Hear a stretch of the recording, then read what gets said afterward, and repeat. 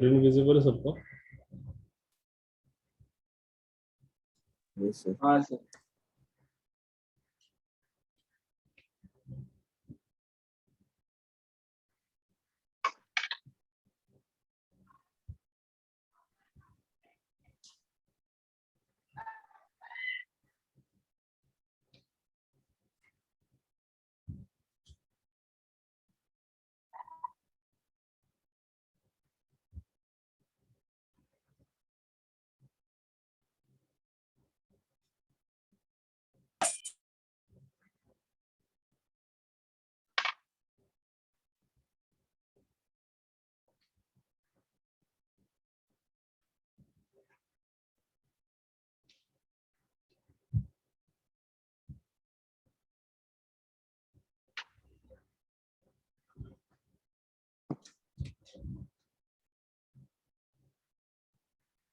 Numerical try किया बस हमने ना?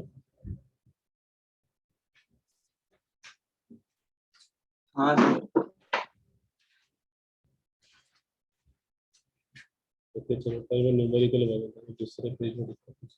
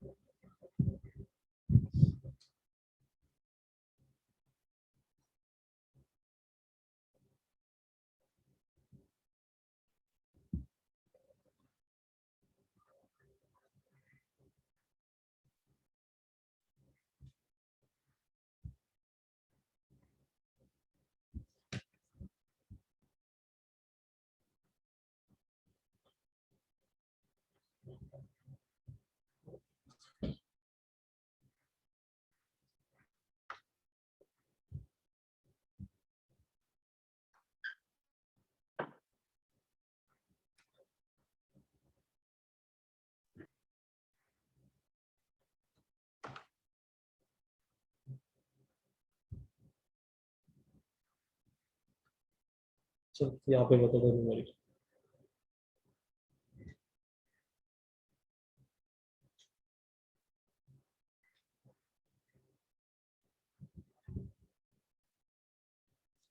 क्या था वो क्वेश्चन में? The conical pendulum of a string of length 120 centimetre. Length कितना था अपने पास? 120 सेंटीमीटर। ठीक है, यूनिट पे काफी अच्छे से ध्यान देना था तुम लोगों को। उसके बाद is fixed at a rigid support and carries a bob of a mass. Mass कितना दिया है? 150 ग्राम, 150 ग्राम। Yes sir. The bob Radius is revolved. Bob is revolved in a 0.2. 0 point. Radius कितना? 0.2 metre around a vertical axis. Calculate the tension in the string. और अपने को G का वैल्यू दिया गया कितना? 9.8 मीटर पर सेकंड। बस इतना इन्फॉर्मेशन है और कुछ नहीं। अब देखो, जब इतना इन्फॉर्मेशन है और अपने को क्या फाइंड आउट करना? Tension in the string. Sir. हाँ सर इसके प्रीवियस वाला आपने क्या सिखाया था? अरे कुछ नहीं, अब भी जस्ट स्टार्ट किया। ठीक है। देखो यहाँ पे क्या फाइंड आउट करना? टेंशन फाइंड आउट करना। ठीक है, टेंशन को अपने एफ से रिप्रेजेंट किया, तो मैं फिलहाल एफ ही यूज कर लेता हूँ। ओके, सिंपल पहले एक बेसिक डायग्राम बना था।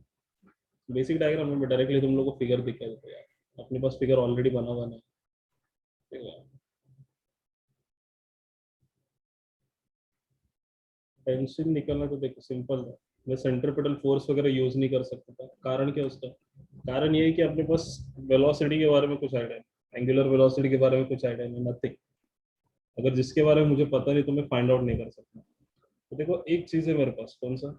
ये वाला दोनों चीज मेरे पास प्रेजेंट है। उसका मास मुझे पता है और एक्सेलरेशन ड्यू टू ग्रेविटी पता है। मास पता है, एक्सेलरेशन ड्यू टू ग्रेविटी पता है। दूसरा चीज अननोन क्या मेरे पास? Theta. Theta is not known. Okay, theta अपने को पता नहीं, बट थीटा कैलकुलेट कर लेंगे, कोई ज्यादा बड़ी बात नहीं। अब देखो जो चीजें अपने को पता है, कौन सी चीजें पता है, यहाँ पे मैं एक बार फिर से हाईलाइट कर देता हूँ क्या क्या अपने को पता है। यस, अपने को लेंथ पता है, मास पता है, रेडियस पता है और जी के वाले पता है। तो मैं क्या ऐसे लिख सकता हूँ? देखो, F into cos theta is equal to M G. जो मैंने ऊपर रिलेशन लिखा था वही मैं यहाँ पे F into cos theta equals to, ठीक है। मुझे एफ चाहिए, टेंशन फोर्स चाहिए, मेरे पास थीटा की वैल्यू नहीं है, बट मेरे पास मास है और मेरे पास एक्सेलरेशन ड्यू टू ग्रेविटी, ठीक है। तो थीटा निकालना कोई बड़ी बात नहीं, तो थीटा फाइंड आउट करते हैं। सबसे पहले थीटा फाइंड आउट करो, ओके। अब डायग्राम में देखो थीटा की वैल्यू क्या है, थीटा कैसे फाइंड आउट कर सकते हैं, ओके। सबसे इंपॉर्टेंट वही है, थीटा कैसे फाइंड आउट करें। यस, यहाँ पे ये मुझे थीटा चाहिए, ओके। दिस थीटा मुझे कुछ भी करके चाहिए। अब देखो तुम लोग मुझे खुद बताओ, क्या तुम लोग थीटा फाइंड आउट कर सकते हो क्या? How to find theta? अपने पास क्या क्या मेंशन है, एक तो उस स्ट्रिंग की लेंथ पता है मुझे, स्ट्रिंग की लेंथ पता है, और जिस सर्कल में वो बॉब घूम रहा है उस सर्कल की रेडियस पता, मतलब ये जो आर की वैल्यू है ना, दिस आर वैल्यू, ये मुझे नोन है। अगर देखो ये वाला डिस्टेंस आर है, दिस डिस्टेंस इज आर, तो मैं ये बोल सकते हैं जो ब्लैक ये वाली जो लाइन है यहाँ से लेके यहाँ तक, ये वाली this this is also R, मतलब OP is equal to R बोल सकते हो। क्या बोल सकता हूँ? OP is equal to R. तो यहाँ पे कौन सा फॉर्मूला यूज करो? तुम लोगों ने sine theta, cos theta, tan theta पढ़ा है, राइट? मुझे कोई बता सकता है what is sine theta? Opposite upon hypotenuse. Opposite upon hypotenuse. तो देखो थीटा कहाँ पे, थीटा यहाँ पे, तो थीटा के सामने वाला ऑपोजिट डायरेक्शन में कौन है? रेडियस है, तो इसे लिख दूं मैं, थीटा के अपोजिट है sin theta. Sine theta is equals to opposite upon hypotenuse, hypotenuse मतलब एल। मुझे रेडियस पता है, मुझे एल पता है, तो क्या मैं थीटा फाइंड आउट कर सकता हूँ? आराम हाँ से फाइंड आउट कर सकता हूँ, ठीक है। तो यहाँ पे मैं लिख देता हूँ नीचे, ये समझा ना कैसे मैंने थीटा फाइंड आउट किया।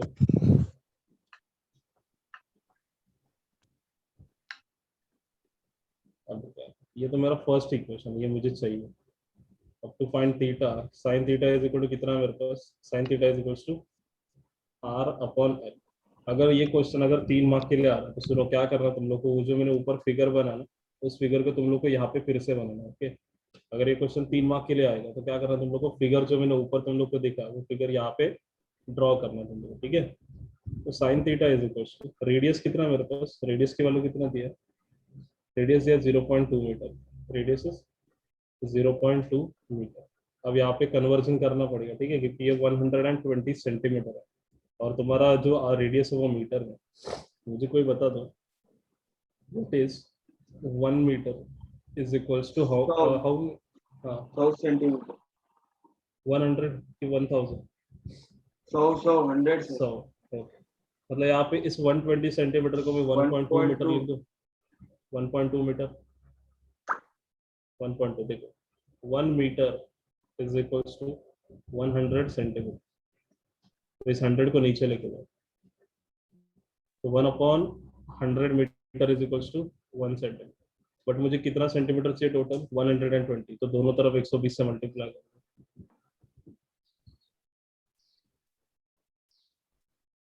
मतलब 120 सेंटीमीटर इक्वल टू, देखो ये 0 से 0 कटा, 1.2 मीटर। अब इसको अगर मैं काट दूं तो कितना आएगा? ये 1/6, 1/6 आएगा, 6 टू 12 होता है, राइट? तो साइन थीटा इक्वल टू कितना है मेरे पास? 1/6 आएगा, sine theta is equal to 1/6। अब यहाँ पे देखो मैं सबसे बेस्ट एक अच्छी तरीके तुम लोगों को बताऊँ, अभी साइन इनवर्स निकालते मत बैठना, ये तो अपन फाइंड आउट करते ना, theta is equal to sine inverse of 1/6, तो अपने को थीटा निकालना पड़ेगा, ज्यादा कंफ्यूजन होगा, ठीक है। अब देखो मुझे क्या चाहिए, कॉस थीटा चाहिए ना, मुझे क्या चाहिए, कॉस थीटा चाहिए। हाँ अब तुम लोगों ने ये वाला रूल देखा, अभी कैसे यूज करूंगा इसको, राइट एंगल ट्राइंगल बना लेता सबसे पहले, ये ऊपर वाला पार्ट को छोड़ दो, ठीक है।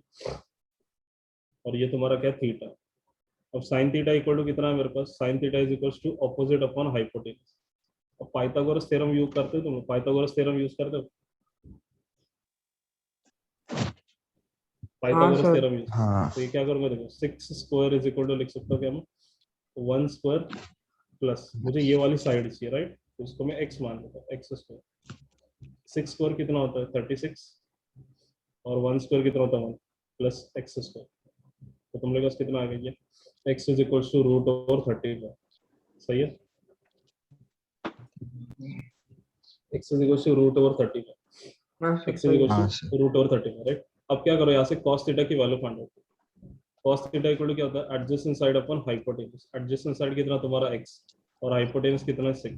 6 तो cos थीटा इक्वल टू कितना आ गया तुम्हारे पास? देखो root over x/6। 35 upon 6 cos theta equal to root over 35 upon 6। मतलब देखो तुम लोगों को थीटा फिर से फाइंड आउट करने की कोई टेंशन ही नहीं, डायरेक्टली तुम लोगों ने क्या करता है cos थीटा की वैल्यू फाइंड आउट करनी। अब क्या करो, इक्वेशन नंबर 1 के अंदर सब कुछ सब्स्टिट्यूट कर दो from equation 1, from equation 1। Equation 1 में मुझे एफ चाहिए, cos थीटा का वैल्यू मुझे मिल चुका है कितना, root over 35 upon 6 which is equals to, अब मास कितना दिया है, मास दिया उसने 150, मतलब क्या करना पड़ेगा तुम लोग को, केजी में करना पड़ेगा, डिवाइड बाय 1000, क्योंकि 1 kg इक्वल टू 1000 ग्राम।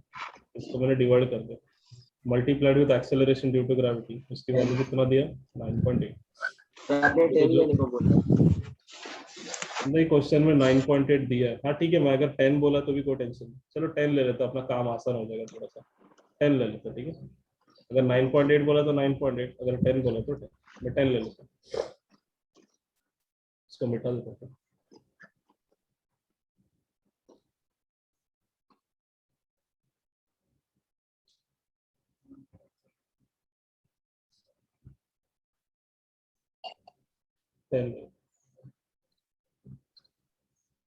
तो ये जीरो कट गया, ये जीरो, ये जीरो, ये खत्म, बचा गया F is equals to root over 35 divided by 6, और ये कितना आ गया 1 पॉइंट, कितना आ गया 1.5 बराबर।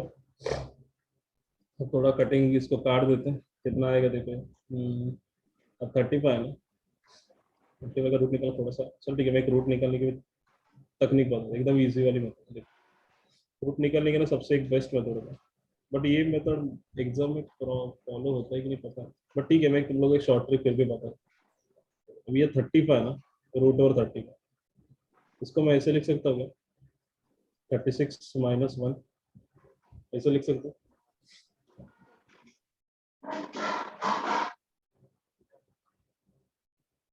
तो देखो ये एक मेथड होता है, ठीक है, 36 माइनस 1, तो इसको मैं मान के चलता हूँ दिस इज x और ये दिस इज y। मेथड क्या है, ये simple, root over x minus y upon 2 root x, y upon 2 root x, ठीक है। तो रूट ओवर x, x मतलब 36 का रूट निकालूंगा तो कितना आएगा 6, माइनस y की वैल्यू कितना है 1 divided by 2 into root over 6 मतलब 6, कितना आएगा देखो, 6 माइनस 1 अपॉन 12, अगर इसको मैं काट देता हूँ, 12 6 जा 72, 72 माइनस 1, 72 माइनस 1 71 डिवाइडेड बाय 2। एक बार मैं आंसर वेरीफाई कर लेता हूँ, मेरे मेथड में भी गलत है, एक मिनट आंसर वेरीफाई कर लूँ।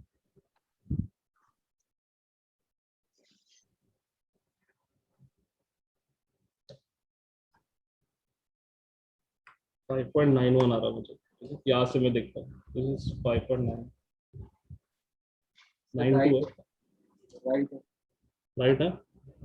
सर, आपने इधर गलत किया है, 92 में 91 आएगा, अरे 71 बट आगे देखना भाई, 5.916 है ना आगे जरा, 667। हाँ तो मैं राउंड ऑफ कर देना उसको,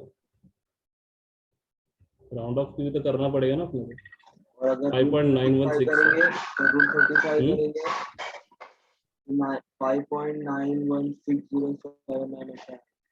ठीक है चलिए, अभी फिलहाल मेरा 5.2 है, बट तुम्हारे लॉग बुक में ना इसका डायरेक्ट वैल्यू दिया होगा, रूट ओवर 35 का ना वैल्यू डायरेक्ट दिया होगा, ठीक है, तो टेंशन लेने वाली कोई बात नहीं। ये मैंने थोड़ा सा अलग मेथड से सॉल्व किया, इस मेथड को तुम लोग मत फॉलो करना, क्योंकि ये मेथड एग्जाम में अप्रोप्रिएट नहीं है, ठीक है।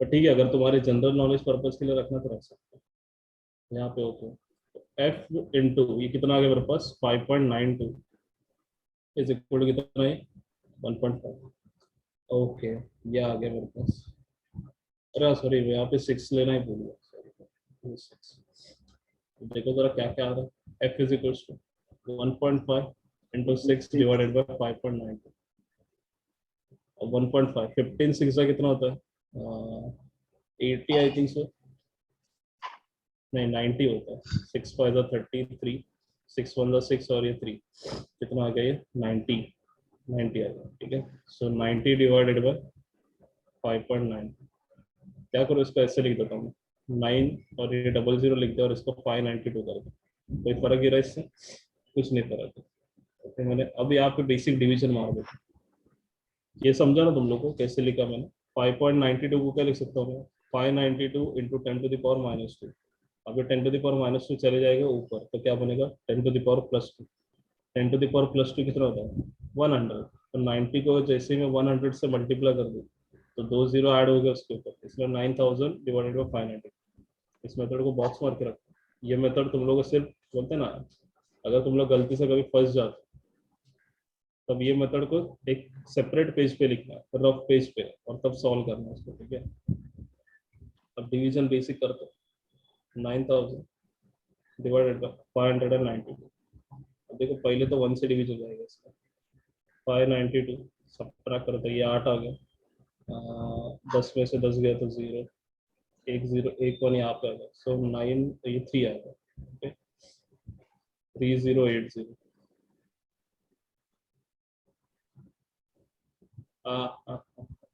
शिट, फिर से बताओ गलती कहाँ पे है? एक एक गलती हुआ है, कोई ढूंढ सकता है उस गलती को? एक एक मिस्टेक हुआ है मेरे से।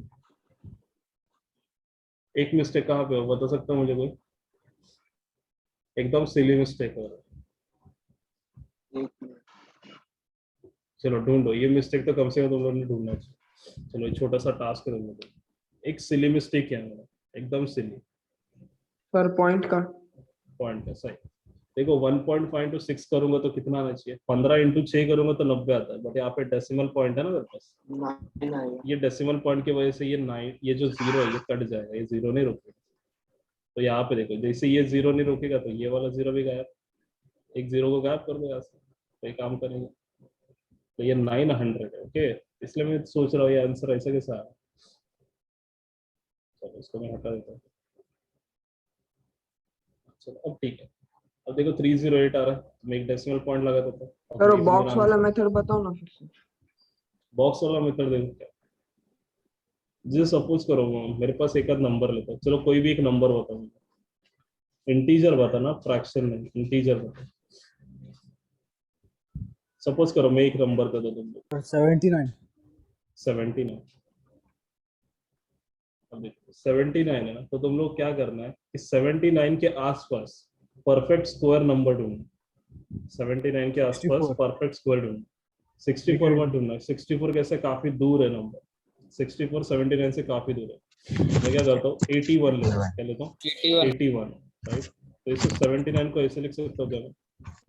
81 minus 2। 79 is nothing but 81 minus 2, ठीक है।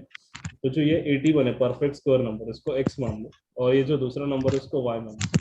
तो इसका डायरेक्ट फॉर्मूला क्या होता है? √x minus y upon 2 into √x। अब √x की वैल्यू तुम लोगों को पता है कितना, 81 का रूट कितना था? 9 आता है। माइनस y की वैल्यू कितना तुम्हारे पास? 2 है। अब देखो जो बीच में साइन है ना ये नेगेटिव, तो यहाँ पे नेगेटिव आएगा। अगर यहाँ पे पॉजिटिव लिया रहता तुम लोगों ने तो पॉजिटिव। एक एग्जांपल बताऊंगा तुमको। सो 2 इंटू √x, √81 कितना? 9। क्या आ रहा है देखो, ये 2 से 2 कट गया तो 9 माइनस 1/। ये मेथड है to find the root of 79। एक एग्जांपल देखो मेरे पास क्या है कि 65 है। कितना? 65। 65 can be written as 64 plus 1। 65 can be written as 64 plus 1। जो परफेक्ट स्क्वायर है उसको x मान लो, और जो दूसरा नंबर है उसको y मान लो। सो इसका फॉर्मूला कैसे आएगा? √x प्लस y अपॉन, अब देखो यहाँ पे मैंने प्लस लिया, क्यों प्लस लिया? क्योंकि मेरा यहाँ पे ऑपरेशन कौन सा? Plus. If this operation is negative then take negative. If this operation is positive, ये वाला ऑपरेशन अगर पॉजिटिव तो ब्रैकेट के बाहर भी क्या आएगा? पॉजिटिव। सो y अपॉन 2 √x। अब देखो √x की बात कर रहा हूँ, 64 का रूट कितना आता है? 8 आता है। प्लस y सर की ये वैल्यू कितना फॉर्मूला है। है? हाँ फॉर्मूला ही, मतलब ये एप्टीट्यूड के लिए वगैरह यूज करते हैं, ठीक है। मतलब बोलते हैं ना काफी क्विकली आंसर सॉल्व होता है इससे। सो 2 इंटू √x बोला तो 8 आएगा, तो ये कितना आएगा देखो, 8 प्लस 1/6। अब क्या क्रॉस मल्टीप्लाई करके आंसर में। बट ये मेथड कैसा है ना, तुम्हारे अपने 12th स्टैंडर्ड में यूज नहीं करता तुम्हारा, ठीक है।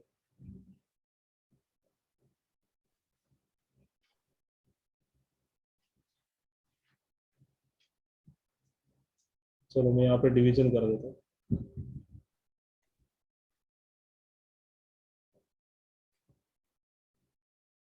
3080 कितने से कटेगा देखो। आई थिंक ये 4 से कटना चाहिए, 6 से नहीं काट सकता हूँ ना, 5 से भी काट सकता हूँ। 5 से कटूंगा तो कितना आएगा, 5 2 10, 9 5 45, 6 4 5 5 25, 25 प्लस 50 जाएगा 2960। आप इसका लिख देता मैं 1 पर मे बी आगे भी जाता है सर। 592 इंटू 6 करूँगा तो कितना आएगा, 6 2 12, 9 6 54 54 एंड 5, और ये अगेन 5 आ गया, 6 5 31 ऊपर आ गया। 1.5 is close, very close answer है। 8 में से 6 देखो 0 answer, yes it is very close. इसको मेरे को यहाँ पे 150 आएगा और अगर एक 2000 लगेगा, चलो ठीक है 1.5, it is very near to the answer. Actual answer कितना रहेगा इसका, एक्चुअल आंसर जो मैंने देखा था वो आया था आई थिंक सो 1.49 आया था। ठीक है अपने को 1.5 आया था, बड़ी बात, काफी क्लोज है अपना आंसर। ठीक है क्लियर हुआ ये सम कैसे सॉल्व करना है। सर एक और मेथड है इसका। यस सर वो सेंटीमीटर फोर्स से कर सकते हैं। कैसे फाइंड आउट कर सकते हैं, क्योंकि सेंट्रीपिटल फोर्स अगर मैं यूज कर रहा हूँ तो मेरे पास एंगुलर वेलोसिटी नहीं है। सर फाइंड कर सकते हैं ना। कैसे फाइंड आउट करें, सर सबसे पहले हाइट फाइंड कर लेने का। तो देखिए हाँ सर, फिर उसके बाद सर वो सर एंगुलर वेलोसिटी का एक फॉर्मूला है sir, root g upon h. कौन सा, root g upon h angular velocity is equal to. और omega is equals to R. तो √3/h। हाँ हाँ सर। ओके सर अपने फिर सॉल्व किया, वो फॉर्मूला देखा था अपने बुक में है क्या। हाँ सर, आप ही तो बताए। अच्छा याद नहीं आ रहा मुझे, मैंने क्या देखा, देख सिंपल अप्रोच, ये फॉर्मूला भी सही, बट ये फॉर्मूला अगर मुझे याद नहीं होता तो मैं फंस जाता सर था। फिर एंगुलर वेलोसिटी मिल जाएगा ना सर, फिर लीनियर वेलोसिटी डालने का, फिर हो गया सर, वेलोसिटी मिल गया। चलेगा लीनियर वैसे भी, velocity is equal to radius कोई इंटू टेंशन टाइम। नहीं। चलेगा बट कैसा मालूम तुझे, देख अपने को अप्रोच कैसा रखना है, इट इज वेरी इजी होना चाहिए आपको, ऐसा नहीं होना चाहिए काफी ज्यादा कॉम्प्लिकेट करके फिर जो आंसर, तो जितना ज्यादा सम कॉम्प्लिकेट करेगा उतना ही ज्यादा आंसर लाने में तकलीफ होगी। सर इसमें ज्यादा कॉम्प्लिकेट हो रहा था, वो ये फटक से आया था आंसर। सर उसमें एक ही रूट का वैल्यू मतलब अलग आ रहा था, बस रूट 10 का वैल्यू डालो आ गया। इसमें सर रूट ऐसा 35 था, डालो, ये डालो। 1.35 लेके हम लोग कर रहे थे सर। चलो कोई टेंशन नहीं, कैसे भी करो, देख आंसर आने से मतलब, मुझे ये थोड़ा सा अप्रोच इजी लगा, क्यों देख डायग्राम देख के मुझे सीधा सीधा दिख रहा था, इसलिए मैं सॉल्व किया इसे। अगर तुम लोग को उस सर क्या अप्रोच से है? जाना तो जाओ, कोई टेंशन नहीं है। देख आंसर आने से मतलब है, कोई भी मेथड फॉलो करो चलो। सर आपका आंसर क्या है? मेरा आंसर 1.5 आ रहा है।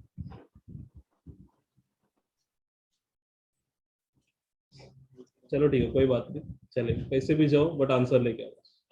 ठीक है मैं कहाँ पे था, ओके हाँ अपन वो क्वेश्चन कर रहे थे, इसको मैं हटा देता हूँ इस क्वेश्चन को।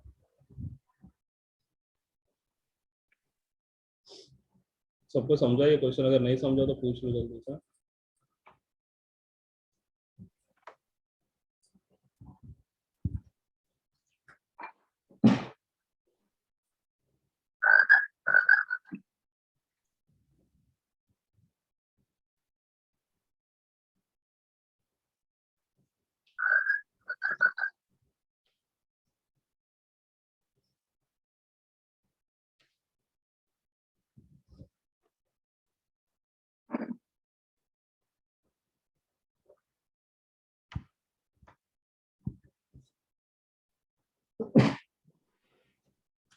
चलो ठीक है,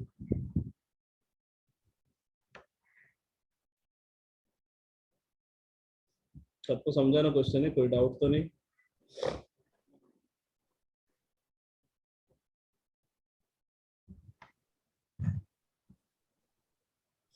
डाउट रहेगा तो पूछ लो।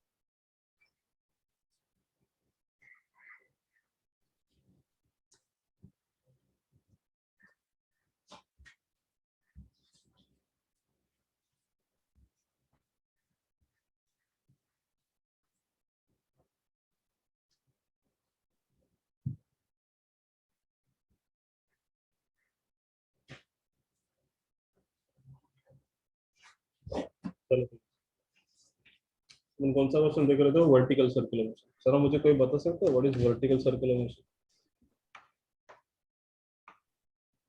क्या होता है vertical circular motion? What is vertical circular motion? Sir it is non uniform. फिर से?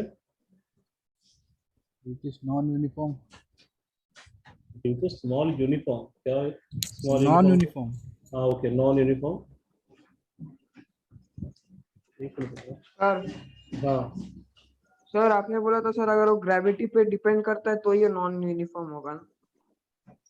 तो वर्टिकल सर्कुलर मोशन ग्रेविटी के ऊपर डिपेंड करता ही है। यूनिफॉर्म नहीं हो सकता वो। कब होगा मालूम यूनिफॉर्म? क्यों मैं?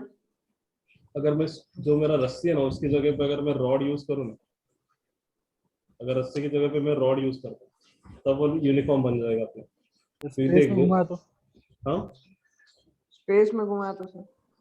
अरे स्पेस की बात कैसे है? स्पेस में तो ग्रेविटी ही नहीं है यार, स्पेस में तो आराम से घूमे। तो सर वहाँ यूनिफॉर्म रहेगा ना। वहां पे यूनिफॉर्म रहेगा। अरे बाबा, अरे अर्थ सरफेस पे अपने को बात कर रहे हैं, स्पेस में नहीं। मुझे बता तू अब एक बॉल लेके तू जाएगा स्पेस में घुमाने के? स्पेस में तुम लोग ही सोचो ना, अगर जहाँ पे ग्रेविटी का ही बात नहीं चल रहा है वहां पे तो मोशन आराम से होगा ना पूरा कंप्लीट। अरे उधर आदमी लोग घूम जाते तो अपना बॉल क्या? देखो हर एक चीज स्पेस से मत रिलेट करोगे तो पहली बात ऐसा नहीं कि हर एक चीज तुम लोग स्पेस में कंसिडर करो। देखो जो फिजिक्स अपने को अर्थ सरफेस के ऊपर पढ़ना है उसको अर्थ सरफेस तक ही लिमिट रखो।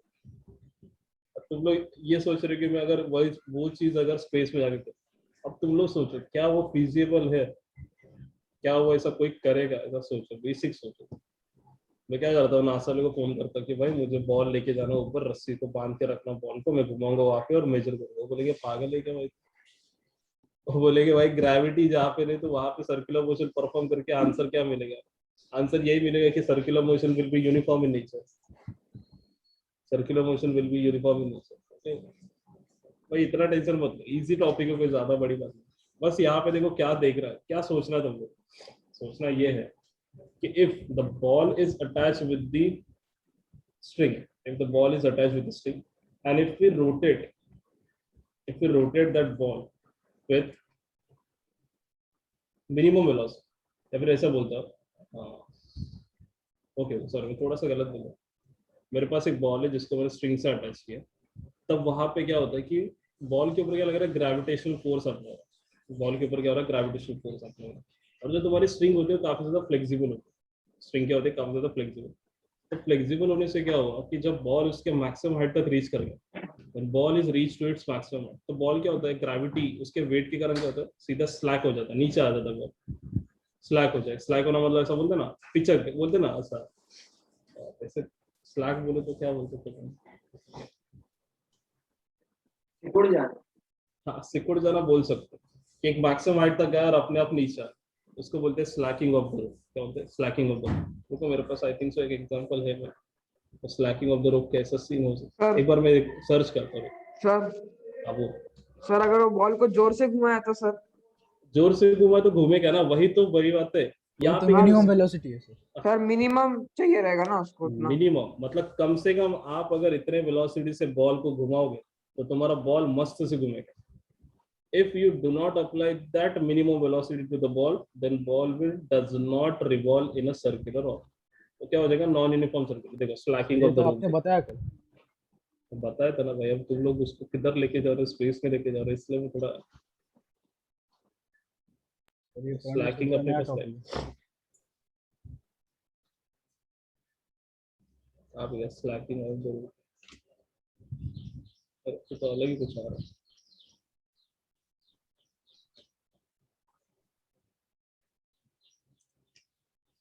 कुछ और वर्ड होगा।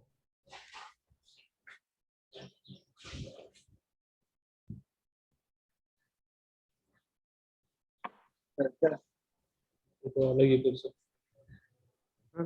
चलने का हाँ रोक। देखो ये ऐसा तुम लोगों ने देखा है, जब बॉल को अगर मैं अटैच कर दूं तो बॉल के वेट के हाँ कारण क्या होता है? ऐसा स्ट्रिंग क्या हो जाती है? वो स्लैक हो जाती है। ठीक है, मतलब रस्सी पिचक जाती है, सिंपल अगर बेसिक लैंग्वेज में बोलूँ तो। ठीक है, या फिर ऐसा रुको, स्लैकिंग ऑफ रूट। सर पिचक जाती है मतलब रुको अरे क्या पिछली ज्यादा क्या इतना Bend हो पिछली जाती ज्यादा है। नहीं बोल सकता इसको, एक बेंड हो जाता है सर। बेंड हाँ। बोल सकता हूँ।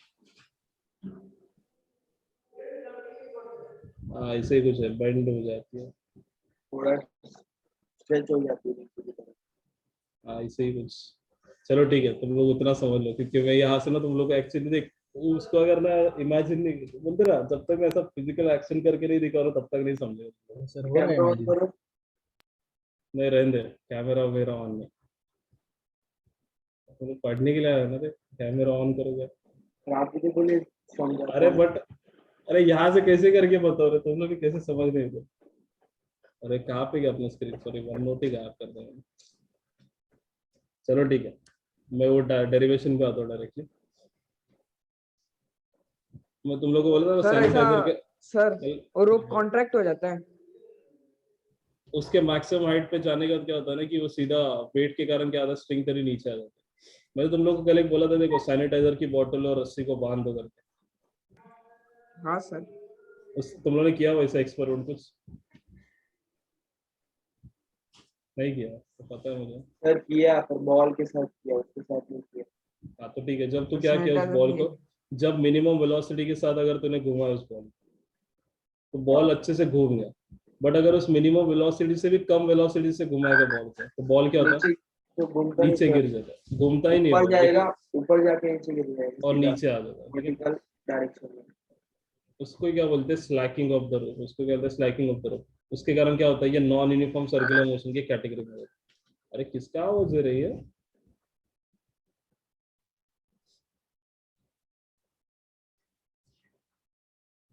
चलो ठीक है, मैं डेरिवेशन पे आता हूँ डायरेक्टली।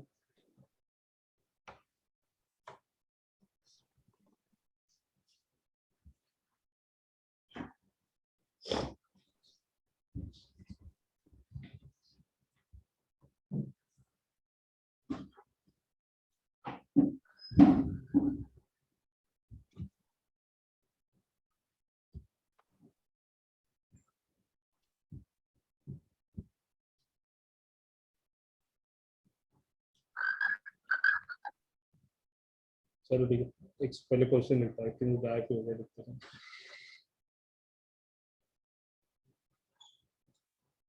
क्वेश्चन देखो, derive the expression for,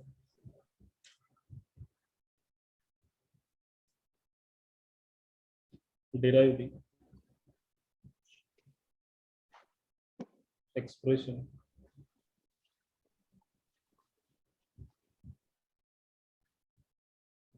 for minimum speed, ये बताया तो था, अरे तो बट आधा अधूरा ही था ना रे बाबा, 2 पॉइंट बताया था। वो सिर्फ इंट्रोडक्टरी पार्ट था उसका। Derive the expression for minimum speed at different location,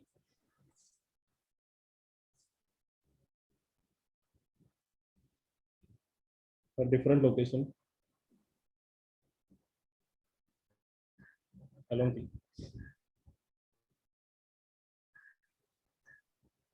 vertical circular motion।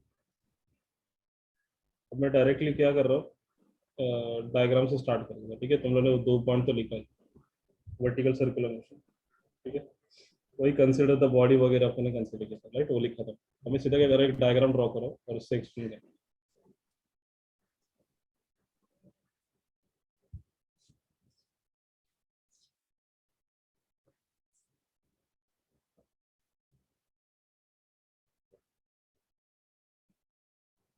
इसका सेंटर है,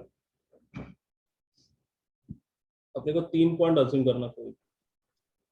एक सबसे टॉप मोस्ट पॉइंट ए, उसके बाद एकदम बीच में एक पॉइंट है सी, मिडवे पॉइंट, और सबसे बॉटम एक पॉइंट है बी। 3 पॉइंट काफी इंपॉर्टेंट है, कोई भी 3 पॉइंट, मतलब सबसे टॉप पोजीशन, सबसे बॉटम पोजीशन और मिडवे पोजीशन। कौन सी, मिडवे, ये 3 पोजीशन काफी इंपॉर्टेंट है। उसके बाद देखो, मैं रेडियस वगैरह के बारे में लिख देता हूँ, रेडियस लिखना जरूरी है अपने को। यासिर को सबसे पहले एक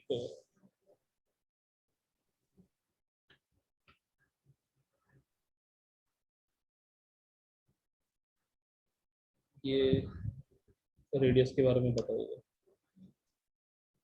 this is what your height भी बोल सकते तुम लोग, या फिर इसको h is equals to 2r लिख देता हूँ।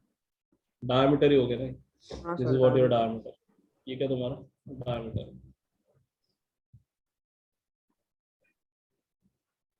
This is what your diameter. इसके बाद रेडियस को भी डिफाइन कर देता हूँ अलग पेन से, रेडियस को डिफाइन करना पड़ेगा मुझे। तुम्हारी रेडियस भी ले लो, दिस इज रेडियस, ओके। अब हाईलाइट कर देता हूँ, पोजीशन से इंपॉर्टेंट है। अब यहाँ पे जो सर्कुलर मोशन ले रहा हूँ मैं एंटी क्लॉकवाइज लेता हूँ, ठीक है। This is anti clockwise circular motion, इस डायरेक्शन में घूम रहा है, एंटी क्लॉकवाइज सर्कुलर मोशन। अब बी पोजीशन के ऊपर में क्या करा, सबसे पहले उसकी लीनियर वेलोसिटी की डायरेक्शन बताओ। बी पोजीशन पे सबसे पहले उसके लीनियर वेलोसिटी की डायरेक्शन बताओ। मुझे बताओ लीनियर वेलोसिटी की डायरेक्शन कैसे होती है। It is always tangential to the Tangential। Circle. यहाँ पे कुछ इस प्रकार से होगी, कैसी होगी, राइट। लीनियर वेलोसिटी है। उसके बाद सी पॉइंट की लीनियर वेलोसिटी भी लिख देता हूँ। इसको डिफरेंट पेन से बना, तो चलो इसी पेन से बनाते हैं।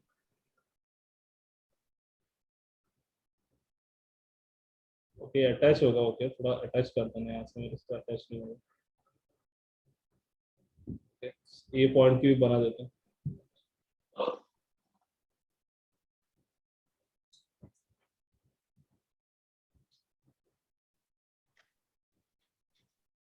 ओके ये 3 लीनियर वेलोसिटी अपने को चाहिए, क्योंकि अपने को हर एक पोजीशन के ऊपर क्या करना, उसका एनालिसिस करना। और वेट एक है, वेट का भी इम्पोर्टेंस है अपने। तो वेट देखो, बी पॉइंट का अगर मैं वेट कंसिडर करूँ तो सबसे पहले इस बी पॉइंट का थोड़ा अलग तरीके से लिखो। तो तुम्हारा वेट कैसा होगा,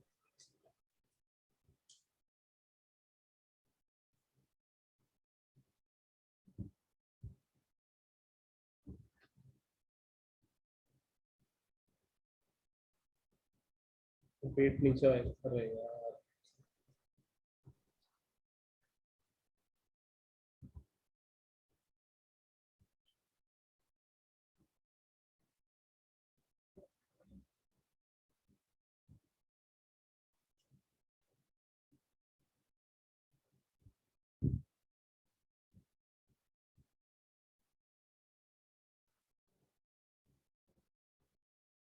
वेट तुम्हारा यहाँ पे, ओके। और यहाँ पे तुम्हारा पॉइंट बी था, उसको मैंने एज इट इज लिखा। उसके बाद तो वेट देखो, बी पॉइंट के ऊपर वेट का कोई असर नहीं होगा, क्योंकि मिडवे पोजीशन है। तो वेट का असर कहाँ पे होता है, जो वर्टिकल वाला एक्सिस है ना उसमें होता है। कि तुम्हारा पॉइंट ए के ऊपर, तुम्हारा पॉइंट ए के ऊपर वेट कैसे एक्ट करेगा, कोई बताएगा मुझे। How the weight will act at point A. तो नीचे की तरफ नीचे ही करेगा, क्योंकि वेट वेट का तो वही क्या mg। प्रॉपर्टी है, टेंडेंसी क्या है उसकी, वो हमेशा वर्टिकली डाउनवर्ड एक्ट करेगा, इट एक्ट्स वर्टिकली डाउन। तो तुम्हारा वेट है, पेंसिल लिखता है, this is your weight mg। यहाँ पे भी क्या होगा, वेट mg। हर एक केस में लीनियर वेलोसिटी की वैल्यू ले लेता हूँ। पहले केस में लीनियर वेलोसिटी को v1 लेता हूँ, ये पॉइंट के लिए। सेकंड केस में पॉइंट बी के लिए v2 ले लो, और सी के लिए पॉइंट v3 ले। ठीक है, 3 अलग अलग वेलोसिटी है, क्योंकि मैं केस 1 पॉइंट ए के लिए लूंगा, केस 2 पॉइंट बी के लिए, और केस 3 पॉइंट सी के। ओके और कुछ, हाँ चलो टेंशन फोर्स भी है, क्योंकि देखो स्ट्रिंग से अटैच है। मैं क्या मान के चल रहा हूँ कि जो मेरा जो वेट है, that weight is attach with the string, that weight is attach with the string. जब वेट अगर स्ट्रिंग से अटैच है, तो इसके ऊपर ये इस पॉइंट ए के ऊपर क्या होगा, एक टेंशन फोर्स भी एक्ट करेगा। मुझे बता टेंशन फोर्स किस तरफ एक्ट करेगा, ऊपर की तरफ कि नीचे की तरफ। टेंशन फोर्स कहाँ पे एक्ट करेगा,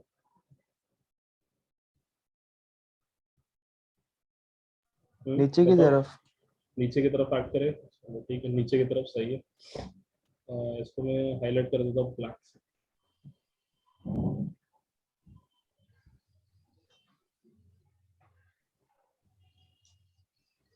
This is what your tension force is.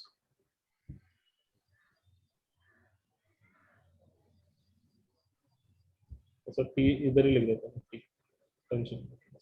Point B की बात करूँ, पॉइंट बी में टेंशन फोर्स कहाँ पे एक्ट करेगा? पॉइंट बी में देखो टेंशन फोर्स कहाँ पे एक्ट करेगा, बताएगा मुझे कोई? पॉइंट बी में कौन सी तरफ टेंशन फोर्स एक्ट करेगा? ऊपर सबसे की तरफ। क्रिटिकल पॉइंट, सबसे सबसे क्रिटिकल पॉइंट बी है, ऊपर की तरफ, ये सही बोला एकदम सही।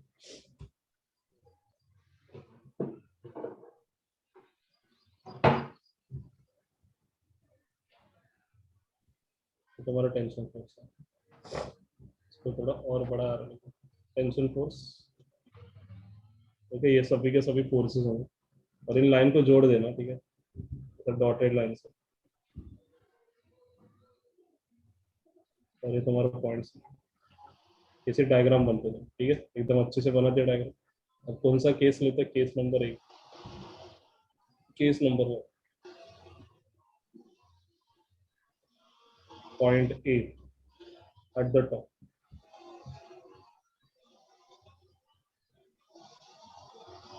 At the top, that is point A. Point A के बारे में थोड़ा सा पढ़ो। तो पॉइंट ए में देखो क्या क्या सिचुएशन दिख रहा है। सबसे पहले एक एरो ही नहीं दिखता रहेगा तुमको, एरो कैसा?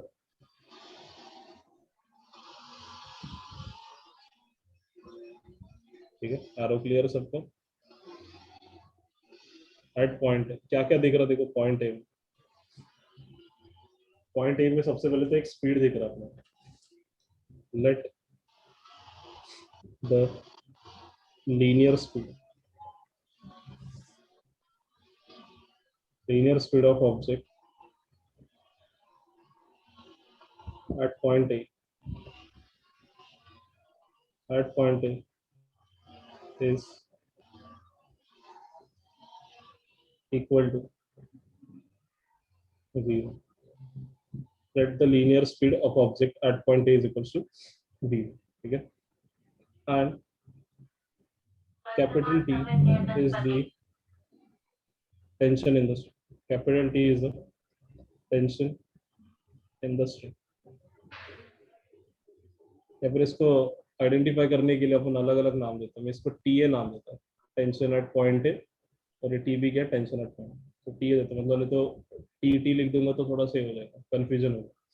ठीक है, T A is the tension in the string, in the string at point A, tension in the string at point, right. इसका देखो, इस केस में क्या दिख रहा था हम लोग? Here in case number 1, in case number 1 both the tension in case 1, in this case बोलता है, in case 1 या फिर in at point A ऐसा लिख देता हूँ, at point A काफी फिजिबल होगा।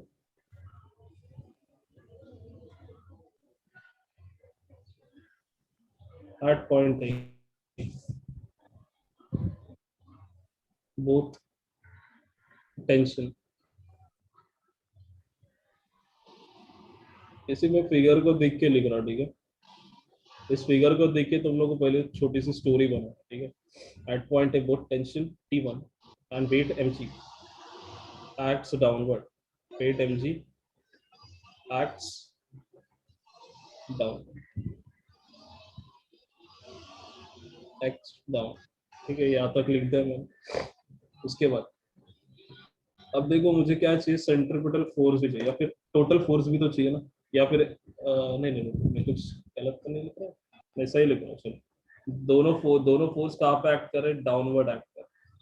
उसके बाद जरूरी क्या होता है? जरूरी होता है कि इसको सेंट्रीपिटल फोर्स, देखो घुमाना है मुझे इस ऑब्जेक्ट को, मुझे क्या करना है? इस ऑब्जेक्ट को घुमाना है। अपने को पता है कोई भी ऑब्जेक्ट को अगर सर्कुलर मोशन परफॉर्म कर रहे हैं तो उसके पास नेसेसरी सेंट्रीपिटल फोर्स होना जरूरी है। नेसेसरी सेंट्रीपिटल फोर्स होना क्या जरूरी है? If the object doesn't have necessary centripetal force then it can't rotate, वो कभी घूम नहीं पाएगा, सर्कुलर मोशन परफॉर्म नहीं कर पाएगा। अब यहाँ पे सवाल बनता है, इस ऑब्जेक्ट को नेसेसरी सेंट्रीपिटल फोर्स कौन से फोर्स से मिला?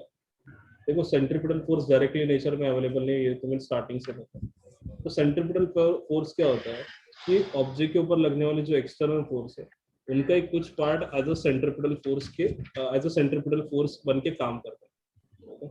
अब मुझे ये देखना है कि ऐसा कौन सा फोर्स है जो सेंट्रीपिटल फोर्स प्रोवाइड करता है, ऐसा कौन सा फोर्स है एट पॉइंट ए जो कि मुझे उस ऑब्जेक्ट के लिए नेसेसरी सेंट्रीपिटल फोर्स प्रोवाइड करा। तो तुम लोगों ने एक चीज ध्यान से नोटिस किया होगा क्या कि सेंट्रीपिटल फोर्स हमेशा टुवर्ड्स द सेंटर एक्ट होता है। Centripetal force is always act towards the centre. Right है कि रॉन्ग है? राइट है सर। राइट है। अब यहाँ पे तुम लोग खुद एनालाइज करो और पॉइंट ए को देखो, ऐसे कौन से फोर्स है जो टुवर्ड द सेंटर एक्ट कर रहे हैं?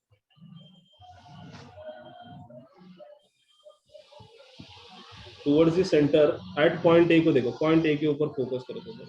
अब पॉइंट ए के ऊपर चले जाओ और पॉइंट ए को ध्यान से देखो, और वहां पे ऐसे कौन से फोर्स दिख रहे हैं जो टुवर्ड्स द सेंटर एक्ट कर रहे हैं?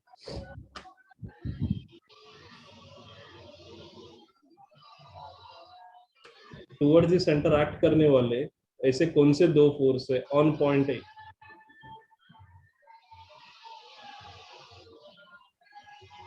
अरे बताओ यार।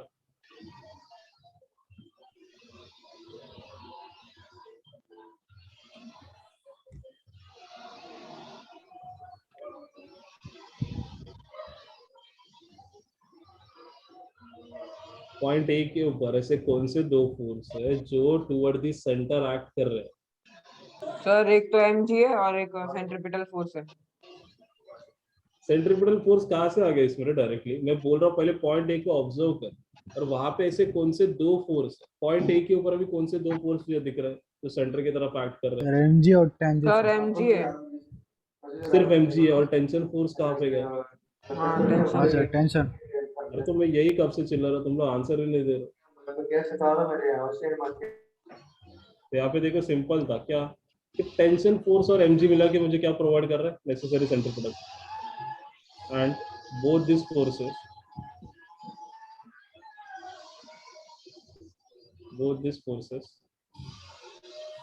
provides necessary centripetal force. Necessary centripetal force, ठीक है। तो यहाँ पे लिख देता हूँ मैं क्या, TA plus mg is equal to क्या लिख सकता हूँ मैं, m इंटू लीनियर स्पीड कितना, देखो जरा पॉइंट ए के ऊपर लीनियर स्पीड कितना ऑब्जेक्ट का, v1 है, तो क्या लिखूंगा मैं, v1 square divided by radius r, divided by radius r। ज्यादा क्लियर है? हाँ सर। राइट, इसको इक्वेशन नंबर 1 मान लेते हैं।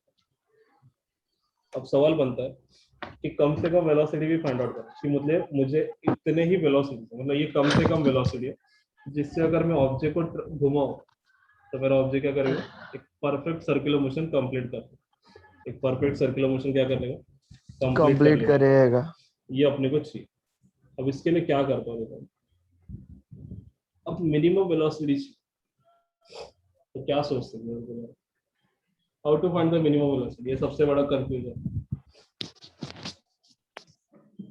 अब कैसे कैसे कैसे फाइंड आउट करें इसको?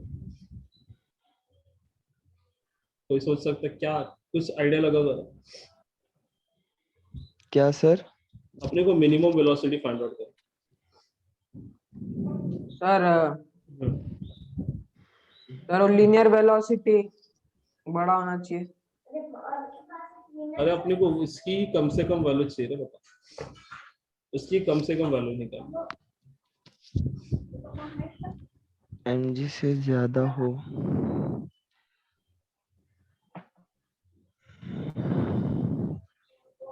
अगर इसको ऐसे करो, देखो सोचो, मुझे पॉइंट ए के ऊपर रीच करना है, क्या करना है, पॉइंट ए के ऊपर रीच करना। तो देखो अगर मैं ऐसे मान के चलूं, if two reach the point है, मैं क्या करता हूँ, टेंशन को कम से कम कर देता हूँ। क्या करता हूँ, टेंशन जो फोर्स है अपना, जो टेंशन फोर्स है उसको कम से कम कर देता है, या फिर उसकी सबसे छोटी से छोटी वैल्यू लेता हूँ। अब सबसे छोटी वैल्यू क्या हो सकता है, 0। तो ऐसे लिख दो, क्या देखो कुछ इस प्रकार से, मेरे स्टेटमेंट को देखो और उसके हिसाब से थोड़ा सोचो। थर्ड पॉइंट है, for minimum speed, for minimum value of v1, v1 की अपनी लीनियर स्पीड एट पॉइंट है, for minimum value of v1 that particle, जो पार्टिकल होगा या फिर that object must how at the top, अपने को टॉप पे तो लेके जाना पड़ेगा। हाउ एट द, अपने को क्या करना पड़ेगा, उस ऑब्जेक्ट को कम से कम उस टॉप पोजीशन, मतलब पॉइंट ए तक, ग्राउंड से लेके पॉइंट ए तक मुझे लेके जाना पड़ेगा। ओके, तो इसके लिए क्या कंसिडर कर रहा हूँ मैं, for this we consider, for this we consider, क्या हुआ रे, कौन है, नींद आ रहा है इतना, for this we consider limiting case, limiting case that is when tension is equals to 0, मतलब टेंशन फोर्स को क्या कर दिया मैंने, जीरो कर दिया। Tension force is equals to TA is equals to क्या लिखता है, जीरो। मतलब ये मुझे कम से कम वेलोसिटी और कम से कम केस रखना ही, अगर मुझे कम से कम वैल्यू फाइंड आउट करना किसका, V1 का, to find the limiting values of V1, मैं क्या करूंगा, टेंशन फोर्स को जीरो करूंगा। अब टेंशन फोर्स को जैसे जीरो कर दिया in equation 1, so from equation, sorry from equation 1, equation 1 से क्या दिख रहा है मुझे, 0 plus mg is equals to P1 square upon R, यहाँ पे m है, ये m से m को काट दो तो तुम लोग को V1 स्क्वायर की वैल्यू कितना मिल रहा है, RG के अंदर, तो V1 इज इक्वल टू कितना मिला है, रूट ओवर R। मतलब कम से कम तुम लोग को इतने वेलोसिटी से ऑब्जेक्ट को घुमाना है, तब जाके क्या करेगा ऑब्जेक्ट, पॉइंट ए तक तो रीच कर पाएगा, पॉइंट ए तक क्या करेगा, वो रीच कर पाएगा, पॉइंट ए तक क्या कर पाएगा, रीच कर पाएगा। ओके, ये तो पहली केस, मैंने क्या कर दिया, ऑब्जेक्ट को घुमाया, पॉइंट ए तक अगर मुझे लेके जाना है उस ऑब्जेक्ट को, तो मैं क्या करूंगा, कम से कम वेलोसिटी कितनी प्रोवाइड करूंगा, V1 is equal to root over R, V1 is equal to root over RG, इतनी कम से कम वेलोसिटी में प्रोवाइड करा, ये कम से कम वेलोसिटी, ठीक है। देखो अगर तुम लोग को बहुत ज्यादा से ज्यादा वेलोसिटी चाहिए तो तुम लोग क्या करो, इस टेंशन को जीरो मत कंसीडर, तुम लोग इस टेंशन को जीरो कंसीडर मत करो, तो तुम लोग क्या मिलेगा, इट्स मैक्सिमम वेलोसिटी। और वैसे अपने को मैक्सिमम वेलोसिटी गरज नहीं, क्यों गरज नहीं, क्योंकि maximum velocity can be anything, maximum velocity can be anything, मतलब V1 is equal to root over RG के ऊपर जितनी भी वेलोसिटीज होंगी वो सब चलेगा, वो सब चलेगा, उस वेलोसिटी में क्या होगा, मेरा ऑब्जेक्ट आराम से घूमेगा। बट अगर मैं V1 is equal to root over RG से कम वेलोसिटी लेता, V1 is equal to root over RG से अगर कम वेलोसिटी लेता तो क्या होगा, ऑब्जेक्ट सर्कुलर मोशन परफॉर्म नहीं कर पाएगा। ओके, ये हो गया फर्स्ट। अब अगर मैं पोजीशन कौन सी कंसीडर करता हूँ, पोजीशन B के ऊपर, कहाँ पे आता हूँ, पोजीशन B के ऊपर, case 2 at position B, case 2 at position B। अब देखो पोजीशन B के ऊपर कौन से फोर्स एक्ट कर रहा है, पोजीशन B के ऊपर कौन से फोर्स, सर नीचे स्क्रॉल करो ना। हाँ करो, पोजीशन B के ऊपर कौन से फोर्स एक्ट कर रहा है, एक तो सेंटर की तरफ लग रहा है कौन सा फोर्स, टेंशन फोर्स, सेंटर की तरफ कौन सा फोर्स लग रहा है, टेंशन फोर्स लग रहा है, बराबर, सेंटर की तरफ टेंशन फोर्स लग रहा है और वेट mg उसका नीचे की तरफ लग रहा है। ओके, अब देखो यहाँ पे इस पॉइंट B के लिए ना अप्रोच थोड़ा सा अलग होगा, पॉइंट B के लिए अप्रोच क्या होगा, थोड़ा सा अलग होगा, अलग इन द सेंस, देखो मैं क्या करूंगा यहाँ पे, बोलते ना कंजर्वेशन ऑफ एनर्जी, तुम लोगों ने पढ़ा होगा, कंजर्वेशन ऑफ एनर्जी पढ़ा, हाँ सर। क्या होता है कंजर्वेशन ऑफ एनर्जी, बताओ। सर एनर्जी वो लोग कंजर्व कर देते हैं अपने अंदर, स्टोर करते हैं एक जगह पे। अच्छा, Energy can never be created जो आप nor मोशन कर रहे destroyed. हैं मोशन के अंदर स्टोर होएगा सर। और तो वही ना यार, स्टेटमेंट क्या उसका है, Energy can never be created nor destroyed. It is changed from one form to another. ये सही, क्या हो रहा है यहाँ पे, स्टोर करना इन द सेंस कन्वर्ट हो रहा है, वो स्टोर नहीं करता कोई और, तो क्या होता है, कन्वर्ट होता है, एक एनर्जी अगर कन्वर्जन होता है उसका, इसको क्या बोलते हैं, कंजर्वेशन ऑफ एनर्जी। कभी क्रिएट नहीं होगा, डिस्ट्रॉय नहीं होगा, हमेशा कन्वर्जन बोलते ना, हमेशा वो कन्वर्ट होते हैं, उसको क्या बोलते हैं, कंजर्वेशन ऑफ एनर्जी। यहाँ पे मैं सेम वही कंजर्वेशन ऑफ एनर्जी वाला ही कुछ बेसिक रूल यूज करूँ। अब देखो यहाँ पॉइंट B की बात करो, मुझे बताओ जो ऑब्जेक्ट, तुम लोगों ने पोटेंशियल एनर्जी का फॉर्मूला पढ़ा है, पोटेंशियल एनर्जी, पोटेंशियल एनर्जी का फॉर्मूला पढ़ा है सब लोगों ने, PV is equals to NRP. mgh mgh, सही। अब देखो अगर मैं पॉइंट बी की बात करूं, पॉइंट बी क्या मेरा सबसे बॉटम पोजीशन, पॉइंट बी क्या सबसे बॉटम पोजीशन। अगर सबसे बॉटम पोजीशन है तो बॉटम पोजीशन पे हाइट कितना कंसीडर करते हैं अपन, सबसे बॉटम पोजीशन पे हाइट कितना रहता है, 0। मतलब वो क्या है, एक रेफरेंस एक्सिस है, क्या है, रेफरेंस है। और रेफरेंस मतलब अपन हमेशा उसकी हाइट क्या कंसीडर करते हैं, h is equal to 0।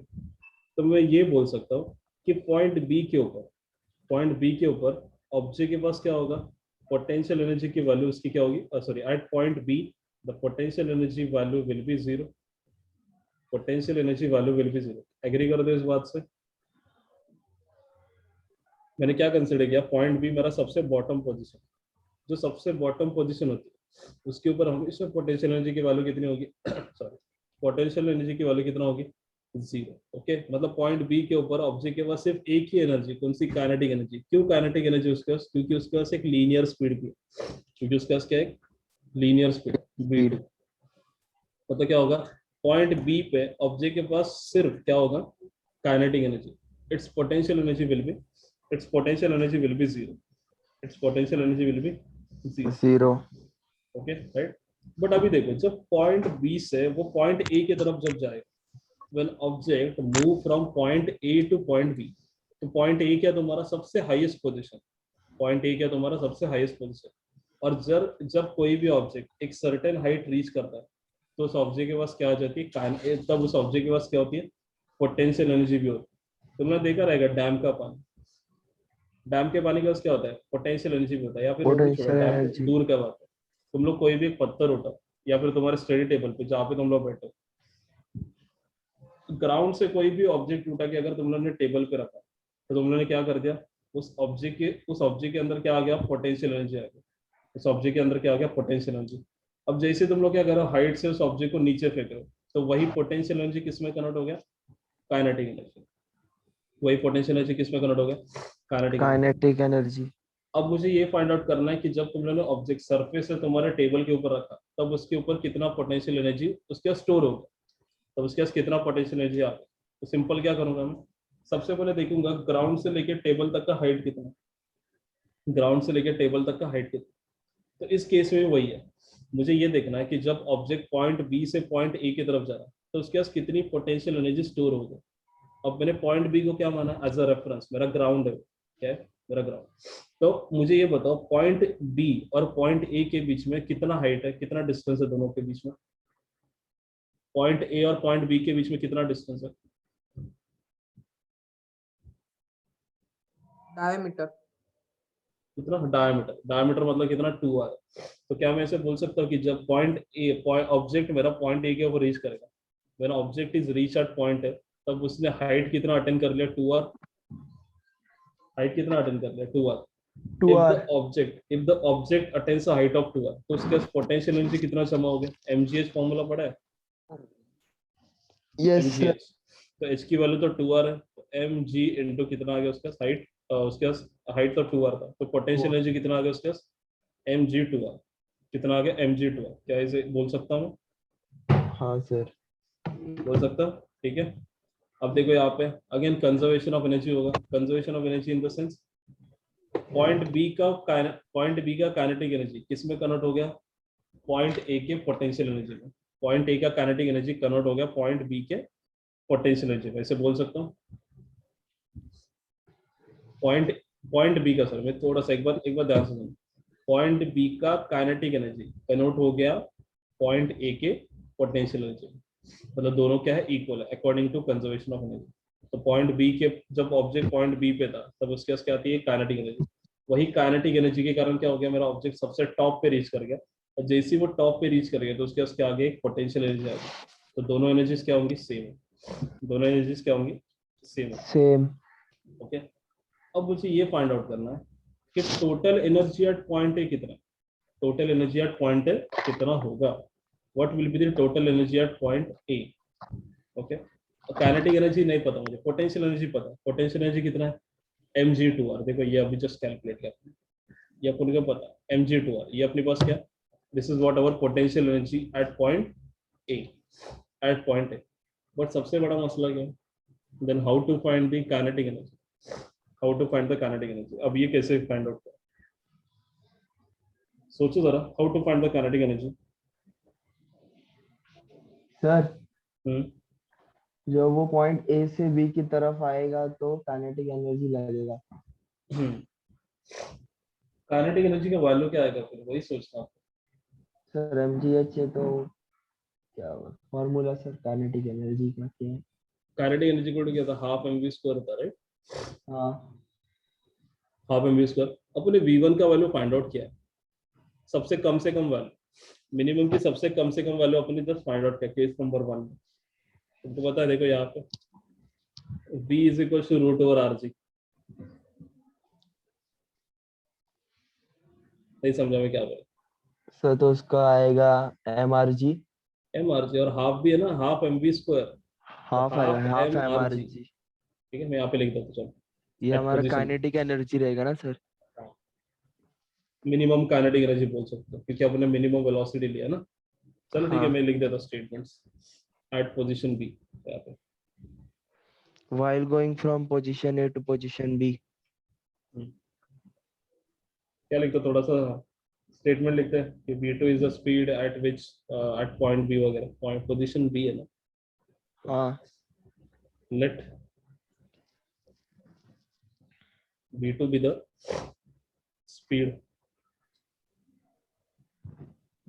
v2 be the speed at the, sorry, let v2 be the speed at the point b. ये तुम्हारा सबसे बॉटम पॉइंट है, पॉइंट. ओके, इसको रेफरेंस भी मानना अपने को, क्योंकि देखो हमेशा बॉटम चीज जो होती है उसको अपन ग्राउंड या फिर रेफरेंस मानते हैं. ठीक है, ऐसा नहीं कि रेफरेंस हमेशा अर्थ सरफेस होगा. रेफरेंस अपन कुछ भी अज्यूम कर सकते, बट अपन क्या अपने बोलते ना, थोड़ा अपना डेरिवेशन इजी हो, इसलिए मैं पॉइंट बी को एज अ बॉटम यूज करता हूं. क्या हुआ, लिख रहा है क्या, नोट्स लिख रहा है? हाँ सर. अरे मैं शेयर कर दूंगा, टेंशन मत लो. 3-4 महीना तो हो गया है, एटीएम से पैसा निकाले थे भैया. शेयर कर दूंगा, ठीक है. चाहिए ना अब. हाँ ठीक है, मैं कहाँ पे था, पोजीशन बी की बात करता हूँ. Let V two be the speed at the point B. Let V two be the speed at the point B. उसके बाद लिख देता हूँ मैं, अपने को रेफरेंस मानना ना, तो अपने को लिखना पड़ेगा वी आर अज्यूमिंग, या फिर ऐसे taking the reference level, taking the reference level, taking the reference level. तो फिर इतना हाई लेवल लैंग्वेज यूज करने से एकदम इजी तरीके से कैसे बोल सकते हैं. Consider the position B as a ground level for reference purpose. ये थोड़ा इजी रहेगा स्टेटमेंट, थोड़ा सा टफ चीजें नहीं लिखता.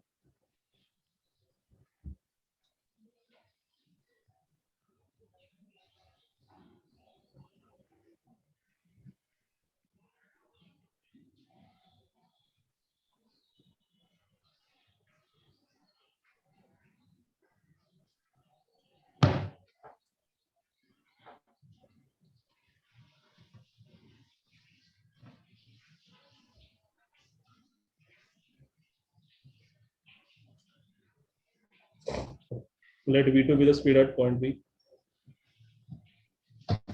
Consider position B as a reference level where value of potential energy,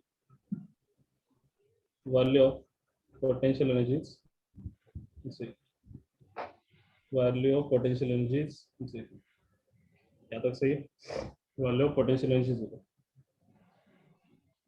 at point A, at point B, sorry, at point B, there is only kinetic energy, there is only kinetic kinetic energy. energy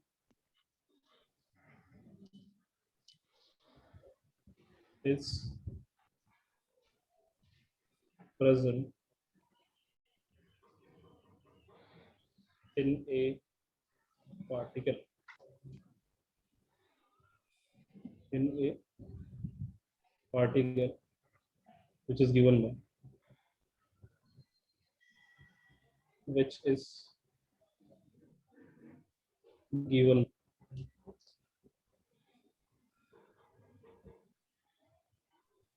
Ke equal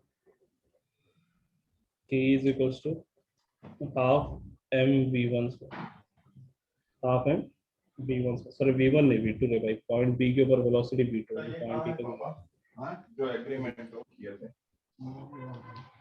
kinetic energy equals to half mv2. Okay, so total energy at point, so total energy at point B. Total energy क्या होता है? Summation of kinetic energy plus potential, kinetic energy plus potential energy. Kinetic energy कितना? Half m v2 square, half m v2 square plus potential energy कितना? 0। So कितना हमारे पास total energy? Half m v2 square. यहाँ तक समझ में आ रहा है सबको? क्या यहाँ तक क्लियर है सबको? हाँ सर। ओके, अब क्या करते हैं? पहले पॉइंट ए से, पॉइंट बी से पॉइंट ए की तरफ ऑब्जेक्ट लेंगे। As object moves from point B to point A, point B to point A, it reaches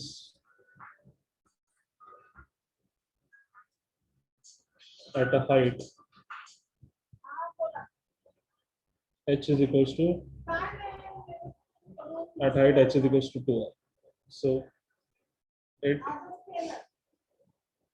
stores some potential energy which is given by, reaches at a height h is equal to 2r, so it stores some potential energy which is given by,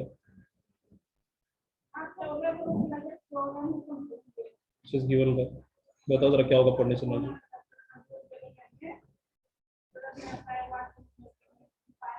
mgh, h is equal to कितना है? 2r, so mg इनके bracket में कितना आएगा? 2r। ये समझ में आ सकता है?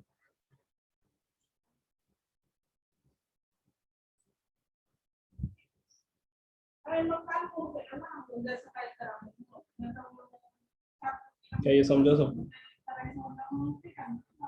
हाँ सर। ओके, अब क्या करते हैं? Minimum kinetic energy find out करते हैं एट पॉइंट ए। क्या करते हैं? Minimum kinetic energy at point A, at point A, minimum kinetic energy at point A, minimum kinetic energy at point A, minimum kinetic energy. देखो, जब kinetic energy अगर मैं minimum consider करूँ तो velocity भी क्या कंसीडर करूंगा? मिनिमम। और कौन से पॉइंट के ऊपर? पॉइंट ए के ऊपर। At point A the minimum kinetic energy is given by half m v1 square. Minimum kinetic energy कितना होता है? Half m v1 square, so half into, अब देखो मिनिमम वेलोसिटी कितना अपने पास? Minimum velocity at point A कितना आया था अपने पास? Minimum velocity at point A देखो कितना आता है? ये this is what our minimum velocity, this is what our minimum velocity which is equal to क्या? Root over R. बस सब्स्टिट्यूट कर दो यार, v1 square equal to root over R G, और इसका क्या कर दो? स्क्वायर, तो मल्टीप्लिकेशन करो, half into M into root over R G का स्क्वायर कितना आएगा? R G, so half M R. क्या तो क्लियर सबको? क्या यहाँ तो क्लियर सबको?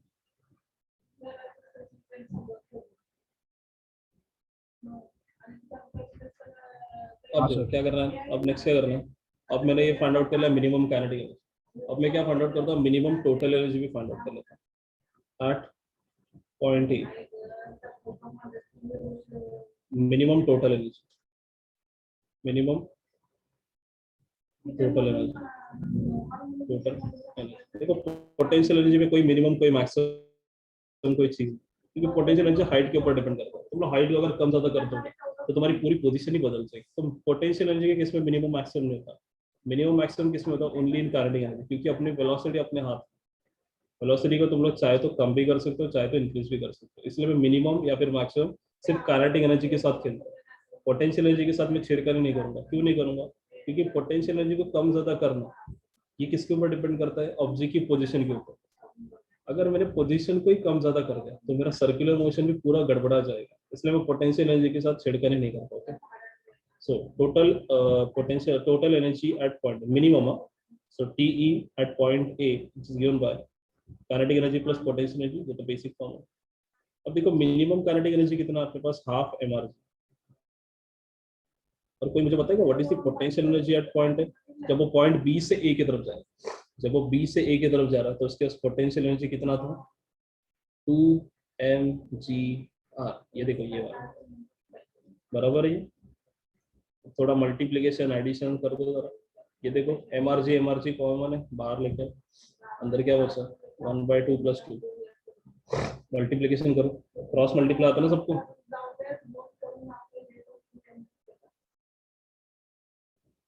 ये कितना आएगा? 1/2 + 2 करो जरा, कितना आता बताओ? 1/2 + 2 2। 1/2 + 2 2। हाँ वेरी गुड भाई, कैसा मैथ्स पढ़ा है तूने, मुझे ये बता। सर, क्रॉस मल्टीप्लिकेशन करना है। तो एडिशन भी करना बाबा। अरे 5/2। हाँ, पाए। या फिर चल एकदम बेसिक, एकदम मस्त तरीके से बता। आधा मतलब कितना होता है? 1/2 is nothing but 0.5। 1/2 is nothing but 0.5। 2 + 0.5 कितना होता है? 2 + 0.5 कितना होता है?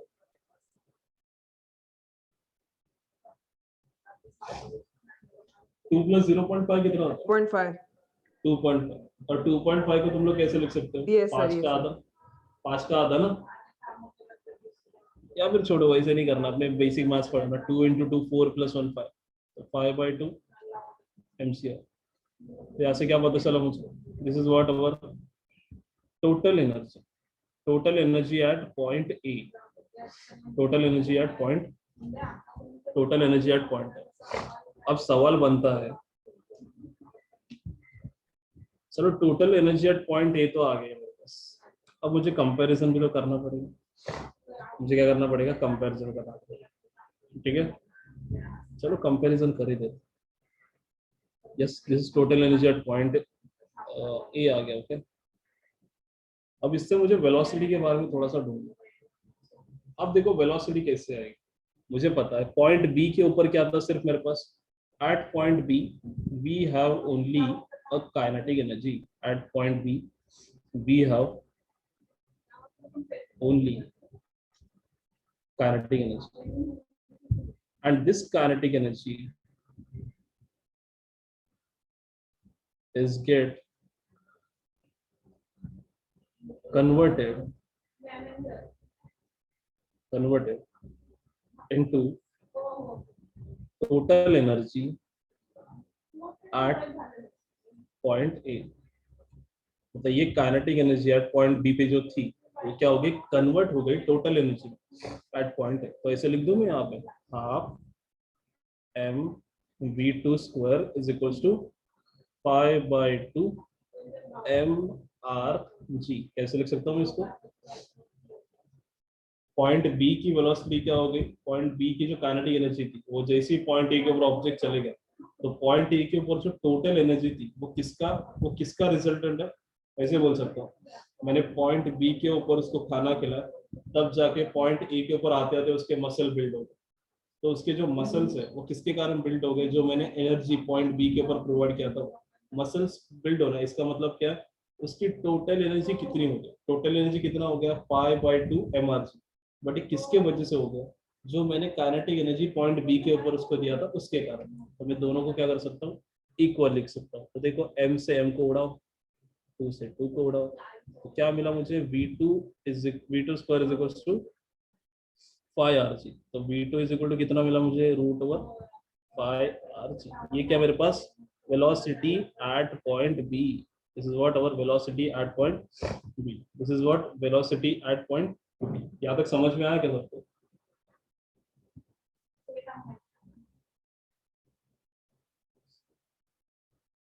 यहाँ तक समझ में आया?